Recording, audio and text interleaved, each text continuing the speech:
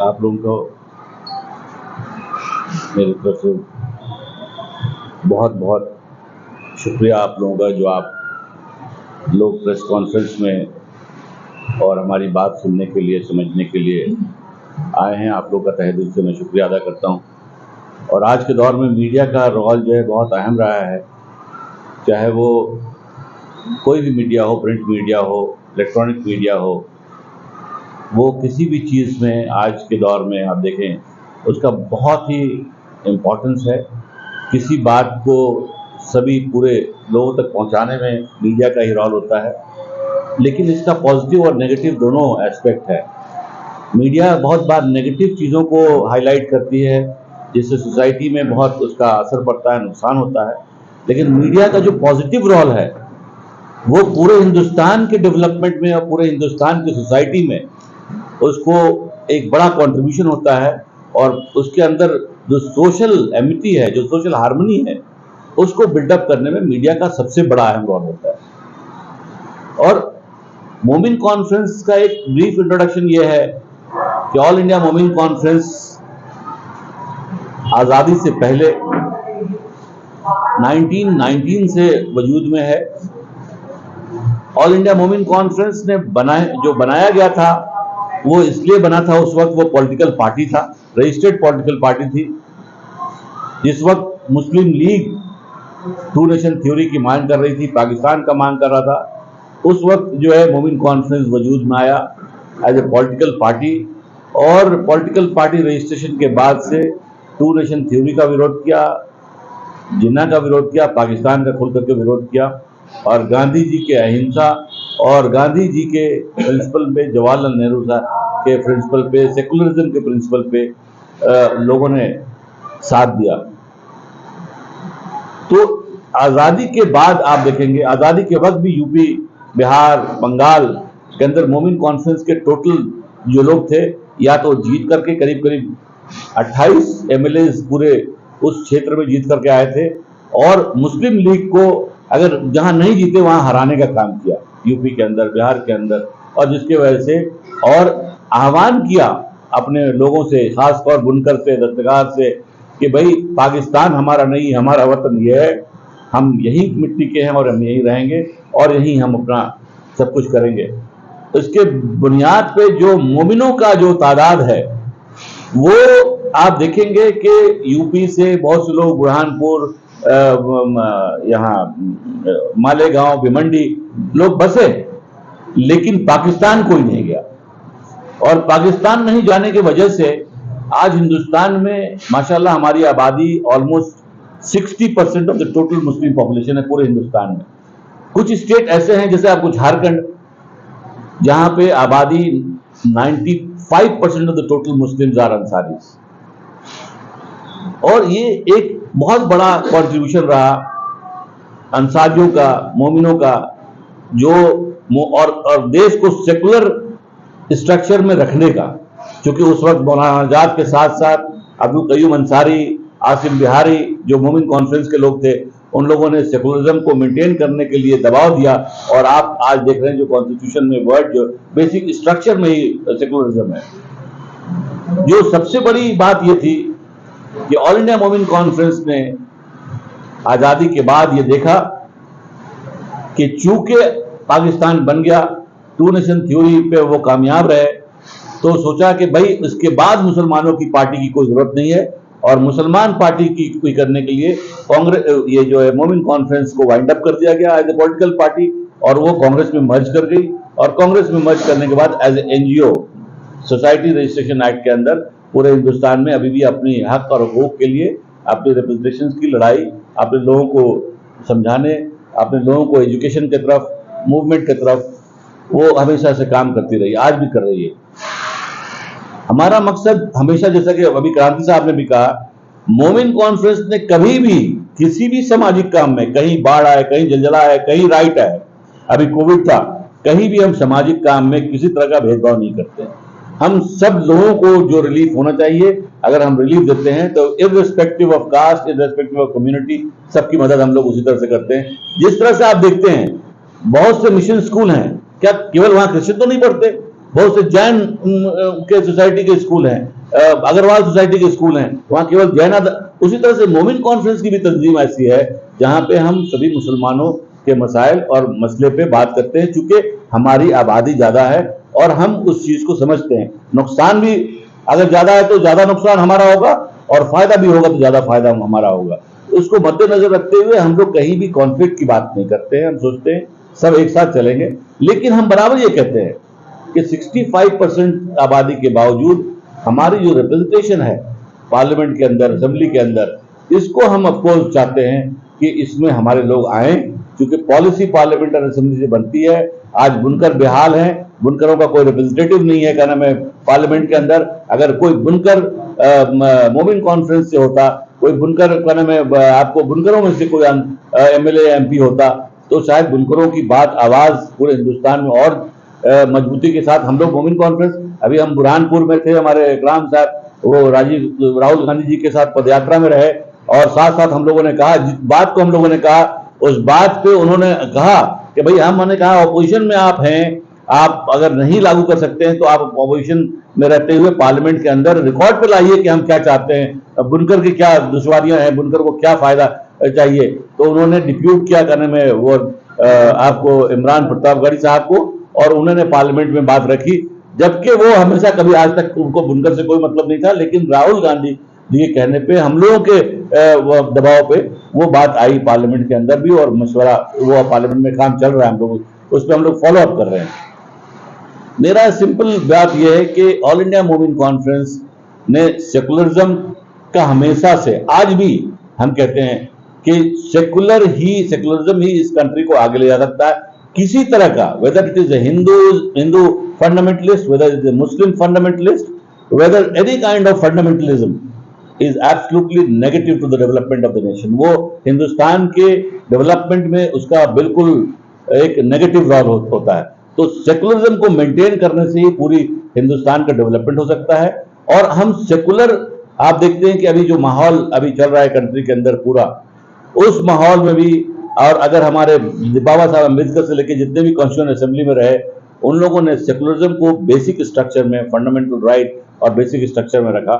तो इस तरह से हम देखते हैं कि अगर हम उस चीज को पकड़ के चले, अपने लोगों को हम कहते हैं कि भाई इमोशनल होकर करके कोई काम नहीं करना है, रोड पे आकर करके नारेबाजी कर करके और दंगा फसाद नहीं करना है। क्योंकि आप देखेंगे, ये आजादी के वक्त में भी आप देखेंगे कि गांधी जी को अच्छी तरह मालूम थी, उन्होंने पूरे एक जो आदमी पूरे वर्ल्ड का टूर किया हुआ था, जो अफ्रीका से आए थे, अब डेस्टिनेशन देख करके मालूम था कि अगर हम यहाँ सरकार से दंगा करेंगे, सरकार के साथ गोली बारूद से लड़ेंगे, तो अंग्रेज सरकार के पास जितनी असला थी, जितनी मतलब गोली बारूद और लेटेस्ट टेक्नोलॉजी के वेपन्स थे, उस वक्त फ्रीडम फाइटर में बहुत सारे मारे जाते और फ्रीडम अचीव नहीं होता। उन्होंने अहिंसा का रास्ता अपनाया और अहिंसा को मजबूती के साथ उसको उस पर चल करके और अपनी आजादी को हासिल किया। हम लोग भी कहते हैं कि मुसलमान में जितने भी हैं, अपने फंडामेंटल राइट हमारी जो कॉन्स्टिट्यूशन के अंदर है, हम लोग अहिंसा के रास्ते को अपना करके उनके अहिंसा और कॉन्स्टिट्यूशन, जो कॉन्स्टिट्यूशनल राइट्स है, जो हमारा लीगल राइट्स है, जो फंडामेंटल राइट्स है, उसको हम लोग मिल करके एक होकर करके लड़ेंगे और सेकुलर रास्ते को अपना करके हम लोग उसको इंशाल्लाह हासिल करेंगे। दूसरी चीज, जो सबसे बड़ी चीज आज के दौर में देख रहे हैं आप, बहुत लोग गांधी जी के मारने वाले का नाम जानते हैं, लेकिन आप पत्रकारों में से मैं अगर पूछूंगा मैं कि आप क्या गांधी जी की जान बचाने वाले का नाम जानते हैं, शायद आप लोगों को भी नहीं मालूम होगा। चंपारण मूवमेंट में जो आजादी का one of the biggest movement था चंपारण मूवमेंट, उस चंपारण मूवमेंट में गांधी जी को ब्रिटिश सरकार ने जहर देने का साजिश किया, और जहर को उन्होंने बजाते वहां का जो खनसामा है थे बतक मियां अंसारी, उनको फोर्स किया गया, उनको 2 लड़के को अरेस्ट करके ले गए उठा करके, और कहा गया कि अगर तुम जहर नहीं दोगे तुमको तुम्हारे दोनों बच्चों को मार देंगे। एक बच्चे को मार दिया गया। मारने के बाद जब उनको खबर मिली तो उन्होंने गांधी जी को जहर तो जरूर दिया खाने में, लेकिन उनका दिल गवारा नहीं किया, और गांधी जी जब खाने लगे तो फौरन झपट करके उनसे हाथ से लिया और लेकर करके फेंका। वहां पे आसपास वो कोई जानवर भी, बिल्ली या कुत्ता था, जब लोग कहते हैं, जो मर गई, वो ये साबित हुआ कि उसके अंदर जहर था। और गांधी जी का जान, अगर बतक मियां अंसारी उस वक्त अगर नहीं बचाते तो गांधी जी का उस वक्त ही देहांत हो गया होता और फ्रीडम मूवमेंट और आगे बढ़ गया होता। तो बहुत से लोग नहीं जानते, हिस्ट्री है ये, हमारा कोई कहानी नहीं है, लेकिन उसको उजागर नहीं किया गया क्योंकि बतक मियां अंसारी लिखा हुआ था उसमें। अगर बतक मियां कोई और नाम आगे पीछे होता तो शायद उसकी वो बहुत बड़ा हिस्ट्री होता। तो और ये किताबें उसकी छपी हुई हैं, आप जाकर के किसी को बतक मियां अंसारी, हम अभी चंपारण गए थे कुछ दिन पहले, वहां बतक मियां अंसारी के नाम से गेट है, बतक मियां अंसारी के नाम से हॉल बना है जहां के वो रहने वाले थे। तो ये हम लोगों का बहुत बड़ा देश की आजादी में कुर्बानियां रही हैं मोमिनों का, अंसारियों का। तो हम ये कहते हैं कि भाई हमारी भी भागीदार, हम किसी से लड़ाई नहीं करते, हम कहते भाई अगर कोई जगह 10 सीट है, 5 सीट है या 2 सीट है तो एक आप लड़ो, एक हमें दो, आपको हम सपोर्ट करते हैं, आप मुझे सपोर्ट करो, हम दोनों मिलकर कर करके मुसलमानों की प्रॉब्लम सॉल्व करें। तो हम तो इसमें है कि किसी भी आज आज आप देखेंगे जहां मुसलमानों का प्रॉब्लम होता है, जो कॉमन प्रॉब्लम है, आज जैसे आ रहा है यूनिफॉर्म सिविल कोड का जो मसला आ रहा है। यूनिफॉर्म सिविल कोड क्या है? ये बेसिकली कोई ऐसी चीज नहीं है कि जिससे इसको लाने की जरूरत थी, लेकिन लाने का अभी 2016 से लेकर 2018 में जो 21वीं लॉ कमीशन था, उस लॉ कमीशन ने इसको रिजेक्ट करते हुए कहा कि साहब इसकी जरूरत नहीं है। आप 4 साल में ऐसा क्या हो गया जो इसकी जरूरत पड़ गई, और वो भी 30 दिन के अंदर जरूरत पड़ गई इनको लाने का कि 30 दिन के अंदर राय दीजिए, जो कि 2 साल 16 से लेकर 18 तक डिलिब्रेशन हुआ और उसने रिजेक्ट कर दिया, कहा जरूरत नहीं है। तो ये केवल एक, अभी आप देख रहे हैं बहुत सारे चीफ मिनिस्टर्स ने कहा कि साहब वो ट्राइबल चीफ मिनिस्टर्स जो हैं नॉर्थ ईस्ट के, उन्होंने कहा कि साहब आप ट्राइबल पे नहीं लागू कर सकते, हम इसका विरोध करेंगे।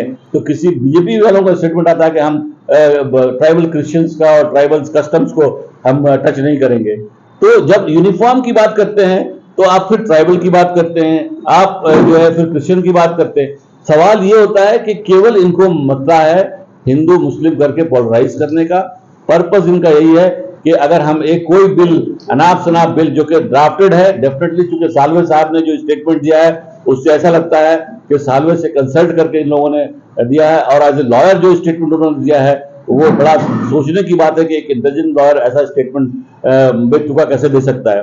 वो इन्होंने तैयार करके रखा है, वो पार्लियामेंट के अंदर ला करके जो सेकुलर पार्टियां हैं वो जानते हैं कि सेकुलर पार्टीज इसका विरोध करेगी, तो उन सेकुलर पार्टियों को जाके कहेंगे साहब ये एंटी नेशनल हैं, ये हिंदू विरोधी हैं, ये देश का तरक्की नहीं चाहते हैं।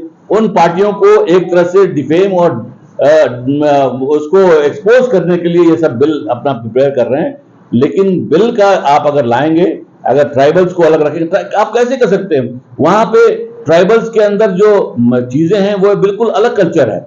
वहां मैट्रिलिनियल सोसाइटी है, मैट्रियार्कल है, मैट्री लोकल है, वो जो सोसाइटी है, जो सिस्टम उनका अलग है, आप उसको यूनिफॉर्म नहीं कर सकते। तो इनका मतलब है, केवल मकसद है कि उस चीज को, और आप पूरे हिंदुस्तान के अंदर जो आर्टिकल 44 में कहता है कि भाई इन सब चीजों को यूनिफॉर्मिटी लानी चाहिए। आर्टिकल 44 में ये नहीं कहता कि खाली धर्म के नाम पे लानी चाहिए। आर्टिकल 44 में बहुत सारी बातें हैं। आप हिंदुस्तान की जो कॉन्स्टिट्यूशन है वो यूनिफॉर्म नहीं है। अरे उसमें फंडामेंटल राइट है, फंडामेंटल ड्यूटीज है, डायरेक्टिव प्रिंसिपल्स है, स्टेट लिस्ट है, सेंट्रल लिस्ट है। तो आप सबको यूनिफॉर्म कर दो, पहले कॉन्स्टिट्यूशन को यूनिफॉर्म तो करो। आप स्टेट लिस्ट, स्टेट का अलग लॉ है बहुत सारा और सेंटर का अलग लॉ है। तो आप जब कॉन्स्टिट्यूशन को यूनिफॉर्म अभी तक नहीं कर पाए, आप पूरे हिंदुस्तान में एक लैंग्वेज को यूनिफॉर्म नहीं कर पाए, आप हिंदुस्तान के अंदर बहुत सारे जो रिजर्वेशन पॉलिसी है उसको आप यूनिफॉर्म नहीं कर रहे, ये सब सोशल है। इसमें किसी को आप, किसी कास्ट, किसी क्रीड, किसी रिलीजन को कोई ऑब्जेक्शन नहीं है। आप देखेंगे कि धोबी अगर हिंदू है तो शेड्यूल कास्ट है, मुसलमान है, क्रिश्चियन है तो वो ओबीसी में है। तो आप जब, जो कि हम लोगों ने मोमिन कॉन्फ्रेंस ने उसका बहुत लड़ाई लड़ी, लड़ने के बाद हम लोगों ने जंतर मंतर पे 5 नंबर धरना दिया। यूपीए सरकार आई, हम लोगों ने यूपीए सरकार से मांग किया, रंगनाथ मिश्रा कमीशन का गठन हुआ, मैं खुद पेश हुआ उसमें 3 बार, और रंगनाथ मिश्रा कमीशन ने रिकमेंड किया कि ये जो रिजर्वेशन पॉलिसी है ये रिलीजन न्यूट्रल होना चाहिए, धर्म से कोई इसका मतलब नहीं होना चाहिए। अगर कोई धोबी है, हिंदू हो, मुसलमान हो, क्रिश्चियन हो, उसको एक समान मिलना चाहिए। तो यूनिफॉर्मिटी जहां सोशल रिप्रेजेंटेशन की बात है, सोशल राइट्स की बात है, जहां फंडामेंटल राइट्स की बात, वहां पे यूनिफॉर्म पहले वो करें। लेकिन यहाँ पे इनकी नियत साफ नहीं है, और नियत साफ नहीं है तो ये सारी चीजें जो है ये एक, इसलिए उसमें हम लोग ये कहते हैं कि भाई एक तो सबसे बड़ी चीज है कि बार बार कहते हैं यूनिफॉर्म, भाई हमें तो अभी पता ही नहीं लोगों को यूनिफॉर्म क्या ला रहे हैं। जब तक कि कोई ड्राफ्ट सामने नहीं आएगा आप उस पर, लेकिन एक बात जरूर है, हम साफ कहते हैं कि जो बेसिक कॉडिफाइड चीजें हैं कुरान शरीफ के अंदर, जैसे आपका सक्सेशन में कि प्रॉपर्टी में किसको कितना राइट है, कहते वो बिल्कुल कॉडिफाइड है। ट्रिपल तलाक कोई कॉडिफाइड नहीं था, पार्ट ऑफ रिलीजन नहीं था, पार्ट ऑफ इस्लाम नहीं था, आपने कर दिया, उससे ना नुकसान हुआ ना फायदा हुआ। लेकिन ये जो कॉडिफाइड है कुरान का, उसको कोई भी एज ए जो फॉलोअर्स ऑफ इस्लाम है वो कभी नहीं मानेंगे। और आपने हिंदू मैरिज एक्ट रखा है, पर्सनल लॉ भी, आनंद एक्ट भी रखा है, क्रिश्चियन एक्ट भी है, आप उसमें आपने ले आए स्पेशल मैरिज एक्ट, जिसको स्पेशल मैरिज एक्ट फॉलो करना है स्पेशलाइज फॉरवर्ड करते हैं। आप उस तरह का अगर कोई चीज लाना चाहते हैं आप लाइए, जिसको फॉलो करना है करेगा, जिसको फॉलो नहीं करना नहीं करेगा। लेकिन आप बाइंडिंग करके और उसको आप पनिशेबल ऑफेंस बनाएंगे और उसके बाद फिर लोगों पे केस चलाएंगे, ये बिल्कुल विरोध, इसका हम लोग खुल करके विरोध करेंगे अगर इस तरह का आएगा ड्राफ्ट तो। और आगे भी मोमिन कॉन्फ्रेंस भी करेगी, मुशावरत भी करेगी, और हम लोग पूरे जमात से हम ऑलरेडी हम लोग कॉन्टैक्ट में हैं कि हमारी जो बात जाए वो एक मसले पे और एक चीज पे जाए, ना कि हम डिवाइडेड होकर के अपनी बात को रखें। तो मोमिन कॉन्फ्रेंस का आपको मैंने बता दिया कि पूरे हिंदुस्तान में अभी आपको परभनी में जो है 4 जून को हम लोगों ने जो किया, उसमें हजारों लोगों का मजमा था, बल्कि वहाँ के एमएलए थे, बाबा यानी दुरानी साहब भी उसमें थे। वो बोले भाई आज तक तो मैं इतना एमएलए रह करके नहीं कर पाया, इतना बड़ा सभा नहीं कर पाया यहाँ पे, आप तो मोमिन कॉन्फ्रेंस का, मुझे अंदाज ही नहीं था कि मोमिन कॉन्फ्रेंस इतनी बड़ी सभा कर सकती है। तो मोमिन कॉन्फ्रेंस के लोग अब जागरूक हो रहे हैं, और हम, मेरा किसी से कोई कॉन्फ्लिक्ट नहीं है, बस हमारी ये है कि जहाँ हमारी आबादी है, जहाँ हमारा रिप्रेजेंटेशन होना चाहिए, वहाँ हमें रिप्रेजेंटेशन मिलना चाहिए। हम लोग इस पे जोर दे रहे हैं, एजुकेशन पे जोर दे रहे हैं, और हम एजुकेशन की तरफ अपने लोगों को तवज्जो देने की कोशिश कर रहे हैं। और हम उनका मिसाल देते हैं कि एपीजे अब्दुल कलाम एक मछुआरे का बेटा होकर के लैंप पोस्ट के नीचे पढ़ करके भारत रत्न हासिल कर सकते हैं, first citizen of India president हो सकते हैं, वर्ल्ड का one of the best scientist हो सकते हैं। तो एक बुनकर का बेटा भी हो सकता है, एक धोबी का बेटा भी हो सकता है। और हर आदमी को पढ़ाई पे, मुसलमानों पे खास तौर से पढ़ाई पे ध्यान दें। और पढ़ाई पे भी, हम पढ़ाई की भी बात नहीं करते क्योंकि आजकल लोग स्कूल में चले, तो नहीं, क्वालिटी एजुकेशन वो बहुत जरूरी है। अगर आपको आगे बढ़ना है सोसाइटी के दोनों दूसरे लोगों के साथ जो है आपको कम्पीट करना है, तो उसके लिए आपको क्वालिटी एजुकेशन की जरूरत है। और क्वालिटी एजुकेशन की तरफ हमारा पूरा झुकाव है, हम लोग काम कर रहे हैं उस पर। और हम पूरे मुस्लिम एज ए होल से अपील करते हैं कि हम लोग क्वालिटी एजुकेशन की तरफ काम करें, ताकि हमारे लोग इंडिस्पेंसेबल हो जाए कि आप उसको जान करके, सोच करके भी आप उसको नकार नहीं सकते हैं, देना पड़ेगा आपको एपीजे अब्दुल कलाम की तरह। तो ये हम लोगों का मेन मकसद है। और मोमिन कॉन्फ्रेंस का जो है, हम लोग खास तौर से जो हमारा मोमिन कॉन्फ्रेंस रजिस्टर्ड बॉडी है वो बुनकर और आर्टिशियंस के लिए, हम लोग बुनकर की बात पूरे हिंदुस्तान में हर जगह रेस करते हैं। बुनकरों का यूपी में खास तौर से बहुत जितने प्रॉब्लम्स थे वो हम लोगों ने कहा, लेकिन अभी जो सरकार हमारी है, जो अभी आ रही है, सेंटर में भी है, स्टेट में भी है, बड़ा हॉस्टाइल है पूरे मुसलमान एज ए होल के प्रति, बुनकरों के नहीं बल्कि पूरे मुसलमान एज ए होल के प्रति हॉस्टाइल है। ऐसे में मुश्किल तो जरूर है, लेकिन मैं उम्मीद रखता हूं कि आने वाले दिन में ये कोई भी चीज, nothing is permanent except change, change is the only permanent phenomena. कल बदलाव आएगा, इंशाल्लाह हमारी भी उसमें ये भागीदारी होगी, हमारी भी तरक्की होगी। आप लोगों का बहुत बहुत शुक्रिया। अगर कोई क्वेश्चंस हो आपकी तरफ से तो। लॉ कमीशन में मिली तंजीमें इतराज रवाना कर रही है जी, 13-14 तारीख आती है जी, तो मोमिन कॉन्फ्रेंस कुछ अपने प्लेटफॉर्म से कर रही है? जी हाँ, मोमिन कॉन्फ्रेंस ने दिया है, पहले लेटर में हम लोगों ने दिया है। और पहले लेटर जो हमने मोमिन कॉन्फ्रेंस से दिया है, और एज ए प्रेसिडेंट ऑफ मजलिस मुशावरत हमने उसकी तरफ से भी दिया है। हमने ये कहा है उनमें, फर्स्ट लेटर में हमारा जो गया है वो फर्स्ट लेटर ये गया है कि हमने ये ऑब्जेक्शन रेज किया है कि ये जो आप 2 साल तक जिस पर डिलिब्रेशन हुआ और 2 साल 16 से 18 में जाकर के उसको रिजेक्ट कर दिया गया कि जरूरत नहीं है, आप दोबारा 2 साल बाद, 5-4 साल के बाद ला रहे हैं, ऐसा कौन सा बहुत बड़ा मसला हो गया जो आप ला रहे हैं। और 30 दिन का आपने टाइम मांगा है, जो कि डिलिब्रेशन, हम लोग कह रहे हैं कि ये टोटल सरकार से आपकी कुछ ना कुछ अंडरस्टैंडिंग है। आप इसको कम से कम इस इलेक्शन तक इसको नहीं लाएं, इलेक्शन के बाद इसको आप लाएं और उस पर पूरी तफसील से डिस्कस करें और उसके बाद कोई कदम उठाएं। ये हम लोगों ने पहला ऑब्जेक्शन दिया है, लेकिन हम लोग को मालूम है कि उसके बावजूद भी रुकेंगे नहीं, इसलिए हम लोगों ने दूसरा फेज का जवाब भी तैयार कर लिया है। अभी यहाँ से हम जाएंगे, 10 को पहुंचेंगे, 11 तारीख को साइन करके वो हमारा 11 तारीख को मोमिन कॉन्फ्रेंस की तरफ से, मजलिस मुशावरत की तरफ से दोनों तरफ से हमारी जो ऑब्जेक्शंस हैं, फंडामेंटल्स जो कोडिफाइड हमारी जो कुरान शरीफ के अंदर है, उसमें कोई तब्दीली हम लोग बर्दाश्त नहीं करेंगे। तो मेरा सवाल है कि सारी एक्टिविटी जो है मोदी के अंदर की ये अलग अलग नाम की होती रहेगी, कम से कम 20 साल में देख लो कि जो लोकसभा का इलेक्शन होता है उससे जस्ट 1 साल पहले ये सारी एक्टिविटी शुरू होती है। जैसे ही लोकसभा का इलेक्शन खत्म होता है सारी एक्टिविटी खत्म हो जाती है, फिर जो उसके बाद का जो लोकसभा का इलेक्शन आता है अभी तक नहीं, शायद मैं तो यही कहूंगा कि आप जब कहते हैं कि जब आपकी आंख खुलती है उस वक्त लोकसभा होता है। हमारा मोमिन कॉन्फ्रेंस, मेरी बात सुन लीजिए, हमारी जो मोमिन कॉन्फ्रेंस का 365 डेज काम चल रहा है, और आपको मैं बताऊं कि 365 डेज में से आप हमारी पहली बार मुलाकात, अभी हम 1.5 साल 6 महीना पहले भी आए थे, कोई लोकसभा का इलेक्शन ना असेंबली का भी था नहीं था, 6 महीना पहले आए थे, उसके बाद उससे पहले भी। और आप महाराष्ट्र में जाकर देखेंगे, आपको पूरा मराठवाड़ा, बीड, जालना, परभनी, नांदेड़, ये सारे जगह हमने मीटिंग्स की हैं महाराष्ट्र के अंदर। अभी और बता रहे हैं कि झारखंड में, जहां मैंने कहा कि 95% आबादी है अंसारियों की, झारखंड के अंदर अभी जो इलेक्शन हुआ पंचायत का, ना वहां असेंबली इलेक्शन था ना वहां पे ये था, लेकिन पंचायत इलेक्शन में 670 सीट, मतलब कॉर्पोरेटर्स और वो मुखिया वखिया सब मिला के होते हैं, 670 सीट में से मोमिन कॉन्फ्रेंस से केवल ऑफिस बेरर्स ब्लॉक से लेकर के डिस्ट्रिक्ट लेवल तक के, उसमें से 210 सीटें जीत करके आए।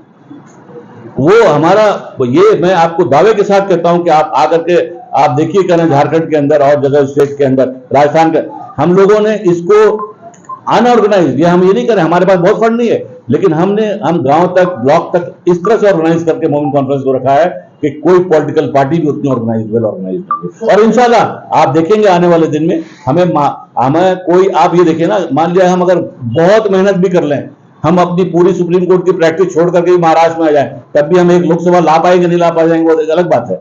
लेकिन उसके लिए मोमिन कॉन्फ्रेंस नहीं रुकी रहेगी। मोमिन कॉन्फ्रेंस की मुहिम है, it is a movement, it will continue for ever irrespective of any election.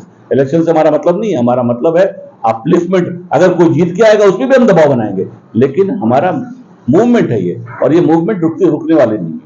इससे पहले भी सर देखने में आया 2009 में, उससे पहले 2004 में, तो इस तरह की एक्टिविटी ठीक लोकसभा के इलेक्शन के पहले ही दिखाई देती, उसके बाद फिर हमने कभी देखा नहीं। ये चलो नहीं, मालेगांव का, आप मालेगांव का मसला कर सकते हैं, लेकिन मालेगांव से बाहर हमने बताया नहीं, कोई इलेक्शन नहीं थी। अभी हम नांदेड़ परभनी में 2 साल पहले गए थे, वहां पूरे मराठवाड़ा का बहुत किया। अभी परभनी में हमने किया 5, बोला कि उन्होंने खुद वहां के एमएलए कह दिया कि साहब हम नहीं कर सकते इतनी बड़ी सभा।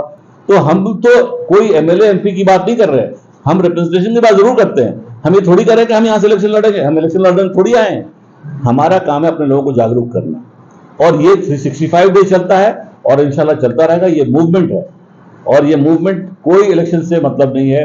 और किसी इलेक्शन, आप इलेक्शन से लोगों की एजुकेशन को नहीं बदल सकते।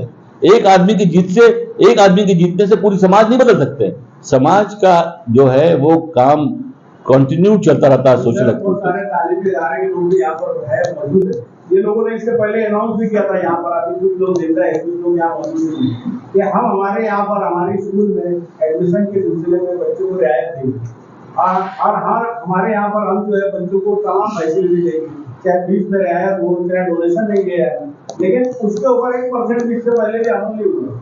इस तरह की चीज देखी गई नहीं। आप ये देखिए, पहली बात,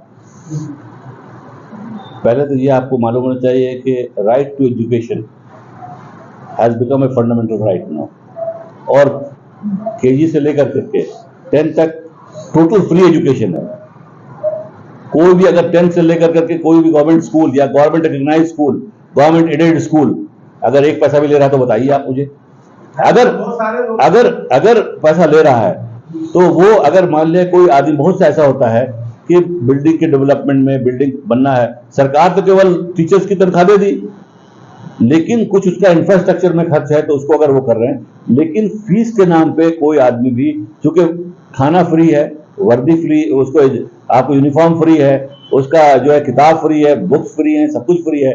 ये जो राइट टू, आप फंडामेंटल राइट आप सरकार को लिखिए, अगर कोई कर रहा है तो इलीगल काम कर रहा है तो। आपके साथ जो लोग हैं मौजूद, उनको कम से कम आप बोलिए कि फीस बनी, जो तालीमी इदारे से जो लोग जुड़े, तो किसी का नाम नहीं होगा। मैं तो आपको कह रहा हूं, अगर वो गवर्नमेंट एडेड स्कूल है, अगर अनएडेड है तो आप नहीं कह सकते, मना कर सकते। क्योंकि आप भी उसमें चंदा 2 पैसा नहीं देंगे चलाने के लिए, तो वो एक अलग चीज है अनएडेड स्कूल। लेकिन अगर एडेड स्कूल है, government aided school, government added state school है, वहां टोटल फीस माफ होती है। तो जो आदमी अगर अनएडेड स्कूल चला रहा है और आप बोलिएगा पैसा मत लो, आपसे मांगेगा कि चंदा, तो आप ही चंदा नहीं देंगे उसमें, तो उसको चलना है कि नहीं चलना है?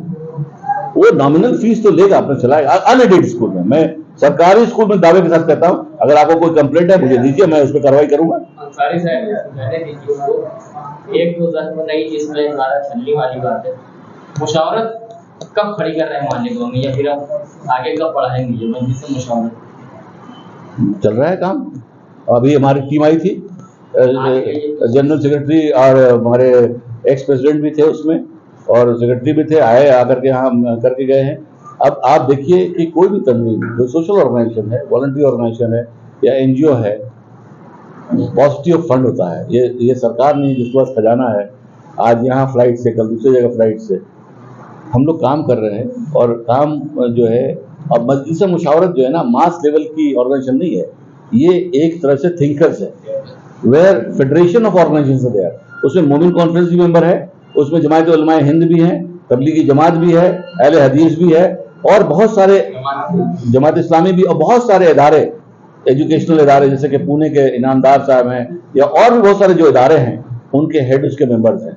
It is basically a think tank. Mass level की कोई इस तरह से हम गैदरिंग नहीं करते, इंटेलेक्चुअल्स की मीटिंग करते हैं, जो सजेशंस आता है उसको हम नोट करते हैं और उस पर कोशिश करते हैं इम्प्लीमेंट करने का काम करते हैं। डेलीगेशन आगे जा चुका है, इसी वजह से, इसलिए मैं बता रहा हूँ, तो हमारे लोग थे, क्रांति साहब को मैंने डिप्यूट किया था मीटिंग कराने के लिए, उन्होंने कराया भी, तो वो हम लोग कर रहे हैं। और इंशाल्लाह देखिए, हमारी एज ए एनजीओ बहुत, आप जानते हैं, लिमिटेशन होते हैं फंड्स के, सब कुछ है, लेकिन हम कोशिश ये कर रहे हैं कि सरकार की और जो बेनिफिट्स हैं वो हमारे गरीब तबके के लोगों को पूरी मिलनी चाहिए। बीच में उसका गबन नहीं होना चाहिए, बीच में जो बिचौलिए हैं उसको करने में हम लोग निपटने की कोशिश करते हैं, और हम कोशिश करते हैं कि वो सारी चीज़ें जो है उसका हम फ़ायदा उठाएं, हमारे लोग फ़ायदा उठाएं, गरीब लोग। वो हम कोशिश तो कर रहे हैं और करेंगे, इंशाल्लाह आगे भी करेंगे। मालेगांव में एक जॉब का नाम मुशावरत हो गया, आपको पता होगा। देखिए, हम तो मुशावरत तो पूरे हिंदुस्तान में मुशावरत की बात करते हैं, तो मुशावरत और जो है पूरे हिंदुस्तान में आप कह रहे हैं, आप दिल्ली में चलिए, अंसारी रोड है, तो उससे प्रॉब्लम सॉल्व नहीं हो जाता है। प्रॉब्लम तो अंसारी रोड भी है दिल्ली के अंदर, अंसारी ऑडिटोरियम भी जामिया यूनिवर्सिटी है के अंदर है, तो वो नामकरण से हम ज्यादा इंपॉर्टेंस देते हैं काम। हमारा काम क्या होना चाहिए, हमारा गोल का अचीवमेंट क्या है, हम क्या अचीव करते हैं, हम अपने लोगों को क्या दे सकते हैं, आने वाले जनरेशन का क्या सुधार हो सकता है। हमारा वर्क उस पर है और हम लोग उस पर कंसंट्रेट करने की कोशिश करते हैं।